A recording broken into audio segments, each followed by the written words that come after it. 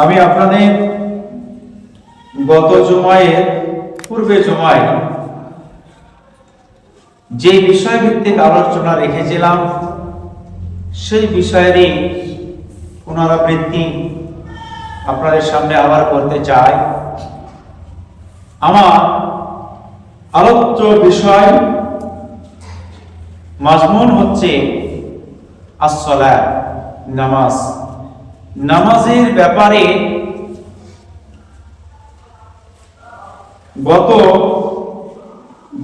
পূর্বে জুমায় কোরআনের আয়াত হাদিস থেকে আপনাদের কিছু কথা আলোচনা হয়েছিল। আজকেও এই প্রসঙ্গে দু চারটি কথা বলার চেষ্টা করব। ওয়া তাওফীক ইল্লা বিল্লাহ। আল্লাহ রাব্বুল আলামিন বলছেন, ক্বাদ আফলাহা মান তাযাক্কা, নিশ্চয় সফলতা লাভ করবে সে যে শুদ্ধ হয়। ওয়া যাকারা ইসমা রাব্বিহি ফাসাল্লা, এবং তার প্রতিপালকের নাম স্মরণ করে, ফাসাল্লা অতঃপর নামাজ কায়েম করে। আল্লাহ তাআলা অন্য জায়গায় বলছেন, আকিমুস সালাহ ওয়া আতুজ যাকাত। আল্লাহ তাআলা এই যে নামাজের প্রসঙ্গ, সালাতের প্রসঙ্গটা ইসলাম ধর্মের মধ্যে নিয়ে এসেছেন, এই নামাজ বা এই সালাতের বিধানটা খুবই আমাদের কাছে আসান মনে হলেও জটিল।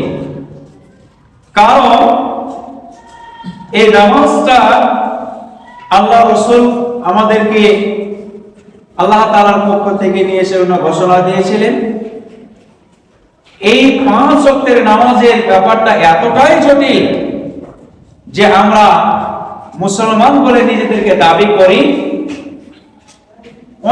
অনেকের পেশায়, অনেকের কর্মজীবনে ব্যস্ত থাকে, কিন্তু আল্লাহ তাআলা এটাকে ফরজ করেছেন, অপরিহার্য করেছেন এবং বলেছেন, তোমরা পৃথিবীর যেখানে যাবে, যে কানাচে থাকবে, যে আনাচে তোমরা পৃথিবীর যে প্রান্তে থাকো না কেন, যেখানে তোমরা যে কাজের মধ্যে নিয়োজিত থাকবে, যখনই সময় হবে আমাকে ডাকা, তখনই আমার কাছে এসে তোমরা উপুর হয়ে পড়ে যাও। শুধু মুসলিম সমাজ, আমরা জ্ঞানী, আমরা বিবেকবান মানুষ, তথাপিও আমরা এই আইনগুলো সকলে জানি। এই নামাজ পড়তে হবে জানি, এ কোরআন হাদিসে নামাজ পড়তে হবে, এটা আমাদের মুসলিমদের জন্য অপরিহার্য একটা আইন। তথাপিও এটাকে আমরা মামুলি জিনিস মনে করি, কম্পালসারি মনে করি, নিজেদের মতো কম্পালসারি না, অ্যাডিশনাল মনে করি। কেমন অ্যাডিশনাল?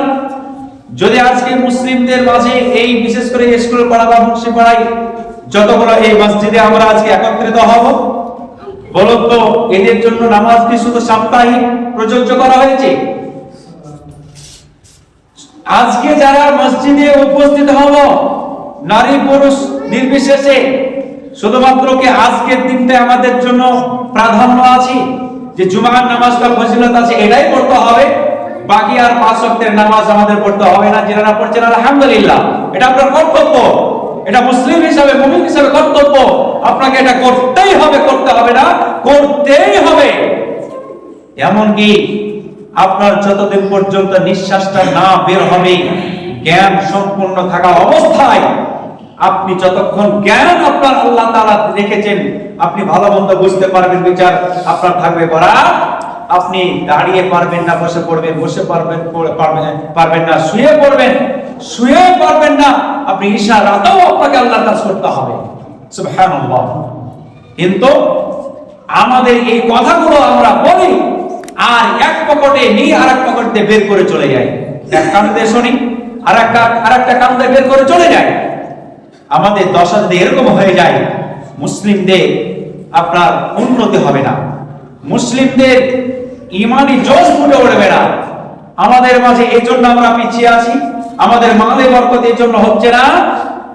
আমরা যদি এক কথায় আল্লাহ তাআলার আমরা হয়ে যাই, আল্লাহ তাআলা আমাদের হয়ে যাবে। সুবহানাল্লাহ। তাহলে পারে এই ব্যাপারে যদি আপনাদেরকে বলি, হযরতে মুগীরা রাদিয়াল্লাহু তাআলা আনহু থেকে বর্ণনা করেছেন তিনি সহিহ বুখারী 716 নম্বর পেজে হাদিসটা এসেছে, সহিহ মুসলিম আপনার 377 নম্বর পেজে হযরতে মুগীরা রাদিয়াল্লাহু তাআলা আনহু তিনি হাদিসটা বর্ণনা করে বলেছেন যে আল্লাহ রাসূল যখন নামাজ পড়তেন তো নামাজের মধ্যে এত লম্বা কিরাত করতেন, এত লম্বা কিরাত করতেন, এত লম্বা নামাজের মধ্যে কোরআন তেলাওয়াত করতেন যে আল্লাহ রাসূলের পায়ের গোড়ালিগুলো খুলে যেত। বলেন সুবহানাল্লাহ। সাহাবারা জিজ্ঞাসা করতেন, ইয়া রাসূলুল্লাহ গুফরাল্লাহু তাকাদ্দামা মিন যামবি, আল্লাহ তাআলা আপনাকে শ্রেষ্ঠ নবী সাইয়্যিদুল মুরসালিন করে পাঠিয়েছেন, শুধু তাই নয় আল্লাহ রাব্বুল আলামিন আপনার জীবনে আগে পিছে যা কিছু আছে সব পাপ রাশি আল্লাহ তাআলা ক্ষমা করে দিয়েছেন, মাফ করে দিয়েছেন, মুছে দিয়েছেন, তথাপিও কেন এত কষ্ট করেন? আল্লাহ রাসূল বলেন, ও আমার সাহাবারা, ও আমার সঙ্গীরা, তোমরা কি এটা চাও আমি কি আল্লাহর অনুগত বান্দা হতে চাই না?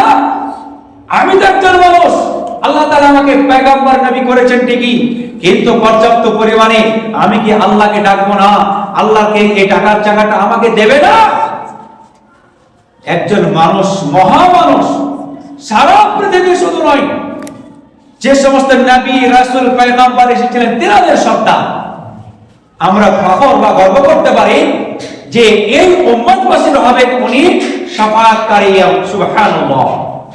তথাপিও এই মানুষটা যার পাপ রাশিকে আল্লাহ তাআলা পূর্বে ক্ষমা করে দিয়েছিলেন, অথচ এই মানুষ আল্লাহ রাসূল হযরত করিম সাল্লাল্লাহু আলাইহি ওয়াসাল্লাম নামাজ পড়তেন, একাকী নামাজে রাত্রিতে যখন দাঁড়িয়ে যেতেন, তাহাজ্জুদের নামাজ পড়তেন, আল্লাহর দিদারে যখন মগ্ন থাকতেন, তিনি তো পারতেন নাকি? তিনি তো পারতেন যে আমার তো আল্লাহ তাআলা সব ক্ষমা করে দিয়েছেন, কেন আমি রাত জেগে পড়বো? হতভাগা মুসলিম, আজকে আমাদের বোধগম্য হয় না, আমাদের বিবেক জাগ্রত হয় না।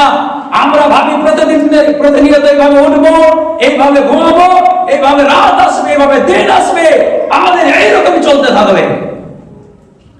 মানুষের অনুশোচনা শেষ হয়ে গেছে, একবারে শেষ, অন্তর মরে গেছে। একটু জাগ্রত হয় যখন কোনো মানুষ মারা যায়, ওই জায়গাটাতে গিয়ে ওই ব্যক্তিটাকে দেখে ওইখানে যদি আপনার অনুশোচনা একটু আসে, এই মানুষটা এলাকার মধ্যে একজন মালদার ছিল, অর্থশীল ছিল, একজন গরিব ছিল, একজন অসহায় ছিল, চাষি মানুষ ছিল, এর মূল্যটা কোথায়? মরে গেছে, ওর সব থেকে গেল, ও মরে গেছে, ওর সব থেকে গেল, একা এসেছে, একাই চলে গেল।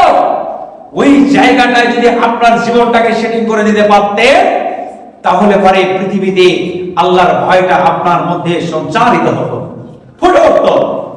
কিন্তু আমাদের চামড়াগুলো এত মোটা হয়ে গেছে, আমরা পকেটে ওয়াজ শুনি, রাস্তায় ওয়াজ শুনি, দোকানে ওয়াজ শুনি, মাওলানাদের ওয়াজ শুনি, জালসার মাহফিলে ওয়াজ শুনি, খুতবার আমরা জুমার খুতবা শুনি, তথাপিও আমাদের নামাজ পাঁচ ওয়াক্ত আমরা নামাজ পড়তে পারি না।